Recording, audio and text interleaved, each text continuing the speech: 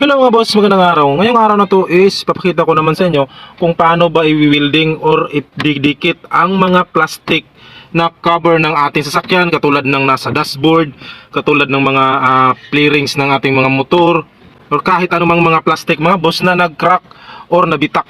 So katulad nito mga boss, oh, yan. Yan, kitang-kita na may mga crack na yan mga boss. So ang daming crack niyan. Taka ito pa, nabutas na. Tsaka ito, crack din yan mga boss. Tapos dinidikitan ko na lang siya ng may tiban mga boss, no, para magbalik siya sa kanyang forma. So ayan. So even though may mga cracks na, hindi na naibalik yung iba. So ang technique at diskarte na to mga boss is nakuha ko pa noong nasa Japan surplus pa ako nagtatrabaho. So kalimitan sa mga Japan trucks is nasa right hand drive or dito ang kanilang forma sa ating steering. So ibig sabihin nun, ang dashboard nun is naka right hand din ang design. So pagdating dito sa Pilipinas is naka left hand drive na tayo dito sa Pilipinas. So ngayon, kailangang i-convert ang dashboard na right hand into left hand para maging matibay ang pag-convert or pagkagawa ng dashboard, kasi tatchap-chapin yan mga boss. Ganyan, hahatiin yan.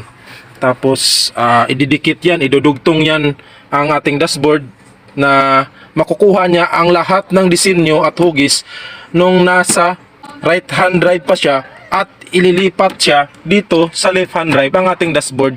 Ang paggawa nun mga boss is ginawang mas matibay at mas pulido ang trabaho, kagaya ng diskarte na to na ipapakita ko sa inyo. So huwag na nating patagalin pa and let's start.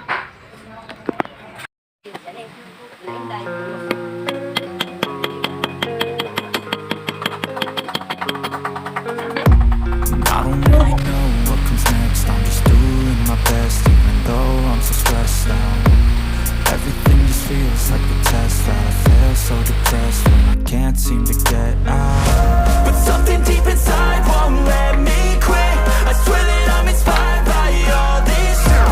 Tell me that I can and I won't. That's what guides me the most. Your lies, I'll do what I want.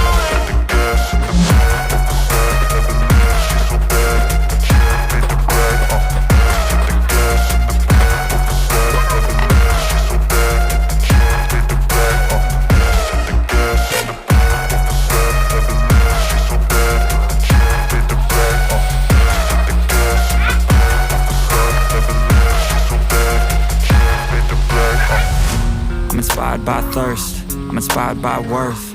I desire your worst, so you can just hide while I work. I ain't tired, you first. I'll write a second, third verse about the lies you go disperse. You never did shit, I know it hurts, but something deep inside won't let me quit. I swear that I'm inspired by all this. Tell me that I can and I won't. That's what guides me the most. Your lies, I'll do what I want.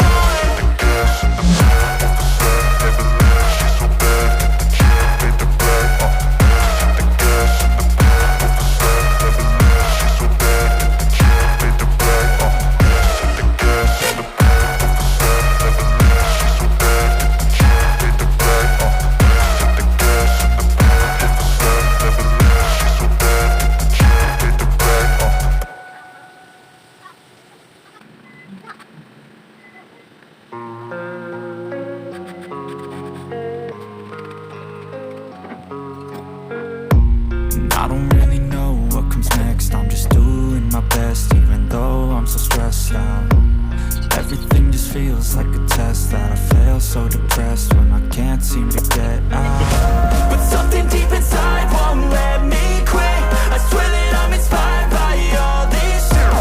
Tell me that I can and I won't. That's what guides me the most. Your lies, I'll do what I want.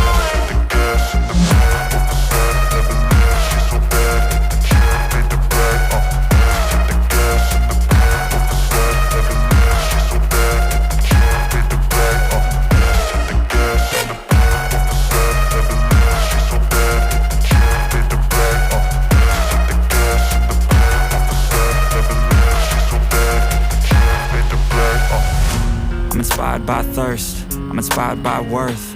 I desire your worst, so you can just hide while I work. I ain't tired, you first. I'll write a second, third verse about the lies you go disperse. You never did shit, I know it hurts, but something deep inside won't let me quit. I swear that I'm inspired by all this.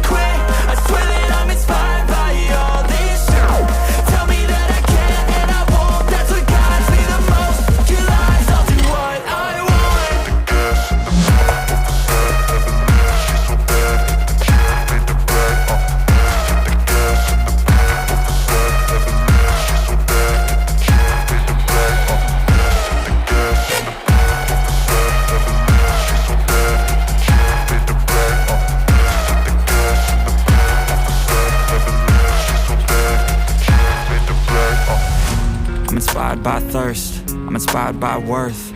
I desire your worst, so you can just hide while I work. I ain't tired, you first. I'll write a second, third verse about the lies you go disperse. You never did shit, I know it hurts, but something deep inside won't let me quit. I swear that I'm inspired by all this shit. Tell me that I can't and I won't. That's what guides me the most. Your lies, I'll do what I want.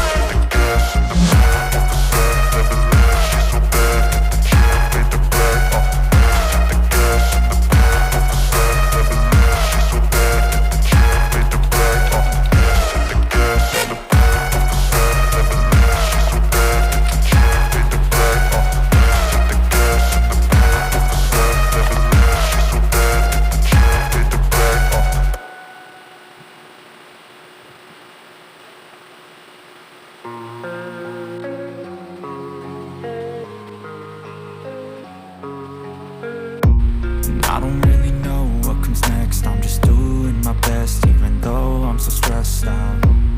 Everything just feels like a test that I fail, so depressed when I can't seem to get out. But something deep inside won't let me quit.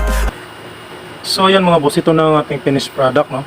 So although hindi pa siya totally finished, pero ito na yung pinaka produkto natin na ginawa.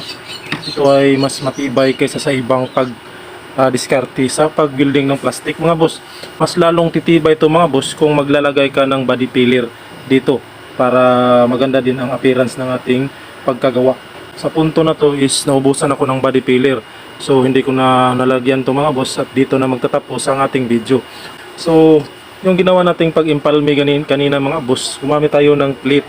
Isa yung technique at diskarte nung kami ay nasa Japan Surplus Center pa, para maging matibay ang ating pagkagawa ng dashboard.